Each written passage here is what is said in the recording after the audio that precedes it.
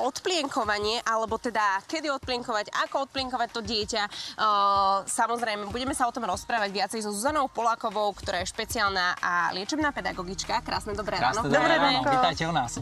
Tak ako to teda spraviť, aby to bolo tomu dieťatku možno čo najpríjemnejšie? Ako odplienkovať a kedy? Jednoznačne odplienkovanie je tak ako chodenie, rozprávanie, úplne prirodzený proces, na ktorý musí dieťatko dozrieť. A teda ak je dieťatko psychicky a fyzicky zrelé, tak to ide raz, dva, tri, naozaj úplne ľahučko, pretože to dieťa to prirodzene urobí. Ono tam dôjde naozaj k tomu, že to dieťatko zrazu mu prekáža tá plná plienka. A ono kopíruje nás, rodičov.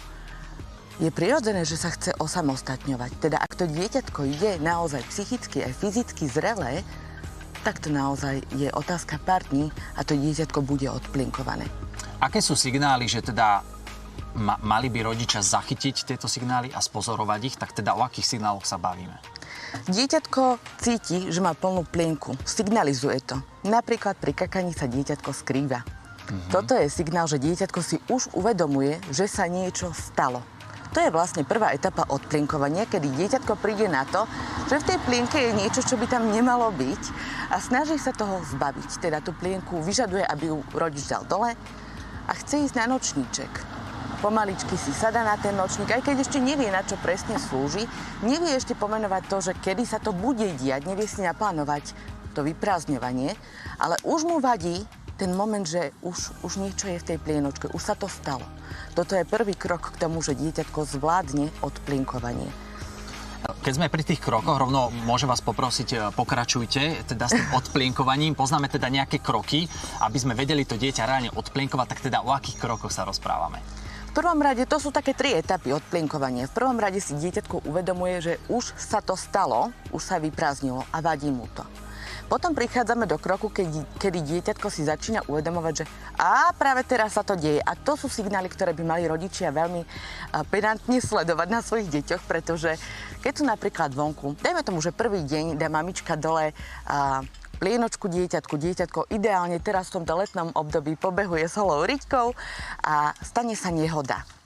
A najprv prišlo k tomu, že dieťatko si to uvedomilo až potom, čo sa to stalo, ale zrazu dôjde k tomu, že dieťatko počas hry zamrzne, začne si naťahovať tričko, chytať ručičky, bude také nesvoje, prestupovať bude, pozrie nadol a zrazu to ide. A to je signál, že dieťatko si už uvedomuje, práve teraz sa to deje. Pri odplienkovaní sa snažíme dostať do stavu, kedy dieťatko dokáže 2-3 sekundy pred tým, ako sa to udeje, pozrieť nadol a ideálne stihne zahlásiť: maminka, potrebujem cikať, kakať, dostavia sa na WC. Tu je veľmi dôležité, aby rodičia umiestnili nočníček oproti reálnemu WC, pokiaľ je to možné. Pretože to dieťa nás prirodzene kopíruje a keď rodič je na WC, automaticky si tam sadne aj dieťatko. Je veľmi dôležité naozaj byť veľmi zrozumiteľný v komunikácii s dieťatkom. Ponúkať mu tú možnosť ísť na WC, ale hlavne nebyť prehnane aktívny, ani prehnane neočakávať od dieťaťa, že podá výkon. Je to hra a prirodzený vývin. Čo pri teda odplienkovaní nerobiť? Hej, poznáme teda signály, poznáme teda kroky odplienkovania, sa to už deje. Čo ale nerobiť? Čomu sa vyvarovať? Na čo by si rodičia mali dať pozor? Prehnaným emóciám.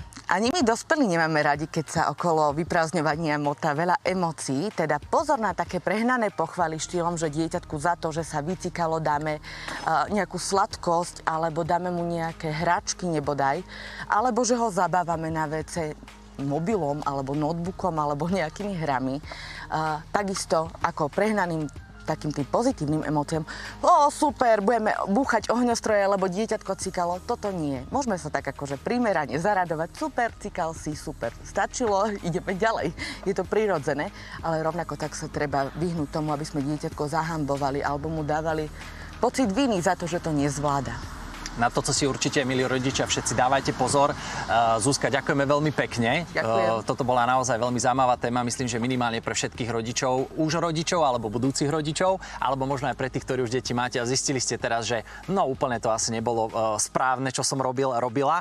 Každopádne, ak sa chcete s Zuzkou poradiť počas celého Telerána až do konca vysielania, máme telefonickú poradňu na čísle 02-68 27 44 56 a môžete teda sa Zuzky pýtať všetky podstatné informácie. informácie alebo teda otázky, ktoré vás zaujímajú.